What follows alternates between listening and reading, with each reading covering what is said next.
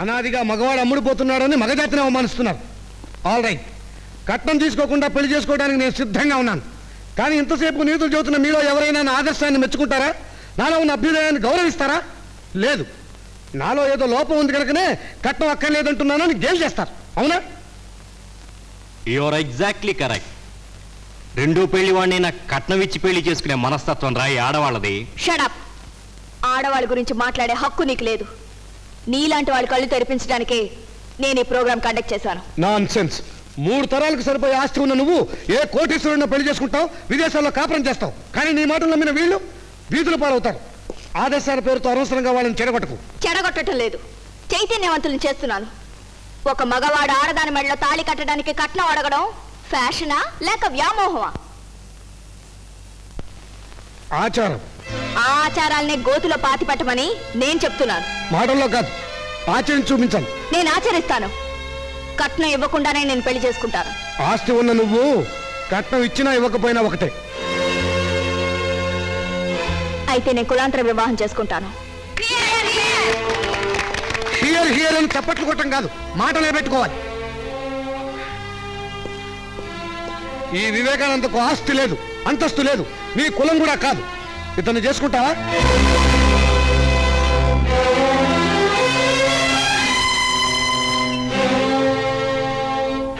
ఏ అలా మౌనంగా నిలబడ్డావే?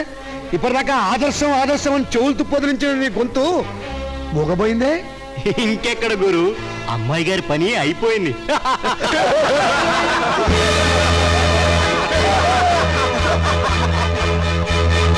నేను వివేకానందని పెళ్లి చేసుకుంటాను.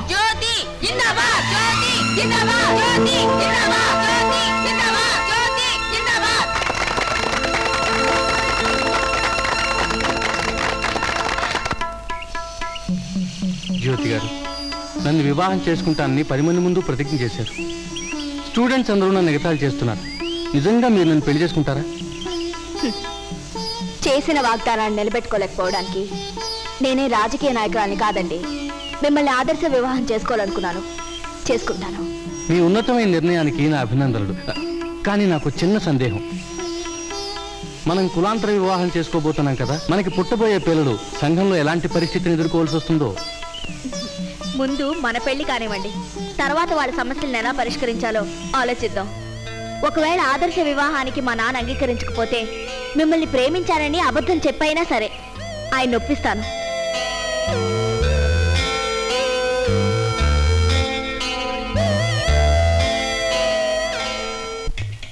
మాయా మాయా మాయా ఆగు, మాయా ఆగమంటుంటే.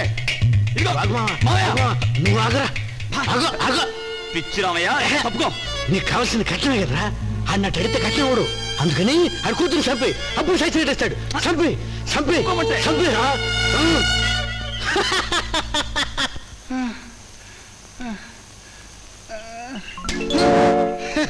అల్లుడు నువ్వా? బాగున్నావా? ఏమిటి పిలుస్తుంటే పరిగెత్తులు వచ్చారు? నువ్వు పిలిచావా?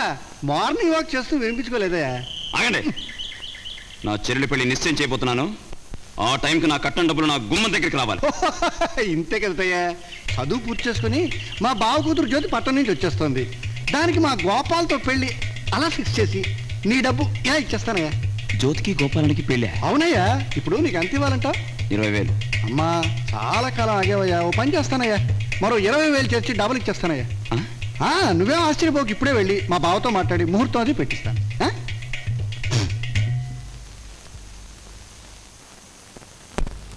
బావా, ఇంత ఆస్తి సంపాదించావు. నీకున్నది 2 ఆడపిల్లలు. ఒక ఆడపిల్లకి పెళ్లి అయిపోయింది, రెండో పిల్ల నా కోడలు కాబోతోంది. నువ్వు సంపాదించినంత నాకు చాలు, ఇంక సంపాదించడం ఆపే. ముందు నువ్వు ఇలాంటి తప్పుడు మాటలు మాట్లాడటం మానేయ్. బావా బావా అని పిలవగలిగినంత మాత్రం నాతో బియ్యం అందలేవయ్యా. నా కూతురు గొప్పింటి కోడలు అవుతుంది, విదేశాల్లో కాపురం ఉంటుంది. ఆకాశం అంత పందిరేసి భూదేవంత అడుగులేసి నీలా అన్నమో రామచంద్ర అని వెతుక్కునే వాళ్ళకి వారం రోజులు సంతర్పణ చేస్తాను. ఏదో బంధువులం కదా అని నోరు విడిచో మాట అన్నాను కదా, నన్ను నిన్ను మాట్లాడతావా? పైన భగవంతుడు ఉన్నాడయ్యా, ఎప్పుడో ఒకప్పుడు నీ కుటుంబానికి నిప్పెట్టేస్తాడు. ఆడదానిలా శాపనార్థాలు పెడుతున్నావా? నేను పెట్టం కాదయ్యా, రేపు నీ కూతురే పెడుతుంది. ఓ రోజు ఒక కుర్రాన్ని తీసుకొచ్చి నాన్న నేను వీడినే పెళ్లి చేసుకుంటానంటుంది. వాడికి డబ్బు ఉండదు, అడ్రస్ ఉండదు. అప్పుడేం చేస్తా? నా కూతురే కనుక ఓ పేదవాడిని ప్రేమించుంటూ జరిగితే 10,000 తీసి మొహాన కొడతాను. ప్రేమ ప్రేమ అంటూ వచ్చిన వాడు చాలు చాలని చక్కపోతాడు. ప్రపంచంలో ఉన్న విషయం చెప్పానయ్యా, తర్వాత నీ ఇష్టం. నమస్కారం సార్, నా పేరు సాంబశివరావు. మిమ్మల్ని ఎప్పుడు ఈ ఊళ్ళో చూసినట్లేదు. అది ఈ ఊరు కాదులేండి. నాకు పొరుగురు వాళ్ళకి డబ్బు ఇచ్చి అలవాట్లేదు. వెళ్ళు. నేను డబ్బు కోసం రాలేదండి. మరి నాకు మీ అమ్మాయి తెలుసు. ఎవరో? అదే జ్యోతి. నేను పెట్టం కాదయ్యా, రేపు నీ కూతురే పెడుతుంది. ఓ రోజు ఒక కుర్రాన్ని తీసుకొచ్చి నాన్న నేను వీడినే పెళ్లి చేసుకుంటానంటుంది. వాడికి డబ్బు ఉండదు, అడ్రస్ ఉండదు. అప్పుడేం చేస్తా?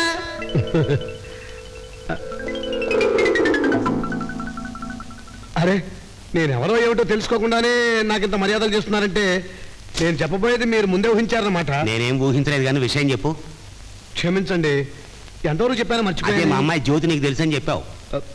తెలుసంటే మామూలుగా కాదు, మేమిద్దరం ప్రేమించుకున్నాం, పెళ్లి చేసుకుందాం అని నిర్ణయించుకున్నాం కూడాను. ఈ పెళ్లి జరగదయ్యా. ఈ ప్రేమలో చేదస్తాలు నాకు గిట్టావు. చూడండి నీలకంఠం గారు, ఆవేశపడగలిగిన వయసులో ఉండి కూడా నేను నిదానంగా మాట్లాడుతున్నాను. నిదానంగా ఆలోచించాల్సిన మీరు ఆవేశపడుతున్నారు. నిజానికి మీ అమ్మాయి జ్యోతి గుళ్ళో పెళ్లికి సిద్ధమైతే నచ్చజెప్పి శాంతపరిచి నేను ఇలా మీ దగ్గరికి రాయబారానికి వచ్చాను. రాయబారమా? అవును, మేం పెట్టిన షరతులకు ఒప్పుకుంటే సాయంత్రం రైల్లో మీ అమ్మాయి ఇక్కడికి వస్తుంది. ఒప్పుకోపోతే రైలు మాత్రమే వస్తుంది. నీ కులం ఏమిటి? మీ ప్రశ్న నాకు అర్థం కాదు. నీ కులం ఏమిటి అని అడిగాను. మానవ కులం. ఆస్తి మాత్రం ఉంది. డబ్బు కోసం గడ్డి తింటం ఇష్టం లేక మా నాన్న ఏం సంపాదించలేదు. నీ కులం లేదు, ఆస్తి లేదు, మరి నీకు ఉన్నదేమిటయ్యా? విజ్ఞానం.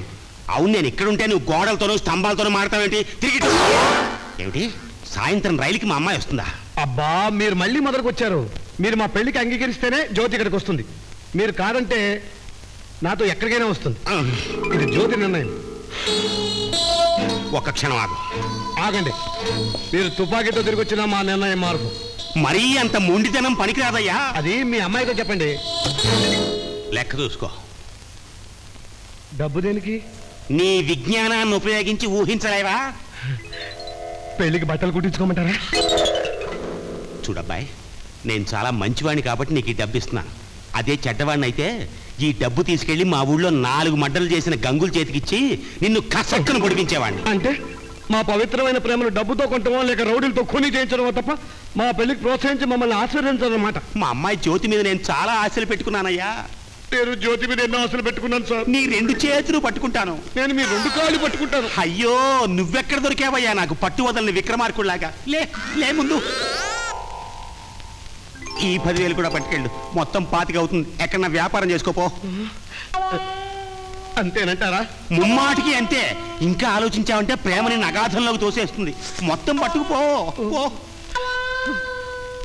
ఓ మజ్ను, ఓ సలీం, మీరంతా త్యాగాలు చేసి అమర ప్రేమికులయ్యారు. నేను ఇప్పుడు తుచ్చమైన డబ్బుకు అమ్ముడిపోయి వ్యాపార ప్రేమికుడయ్యాను. కలియుగంలో ఇంతకంటే ఛాన్స్ లేదు, ఇంతకంటే ఛాన్స్ లేదు.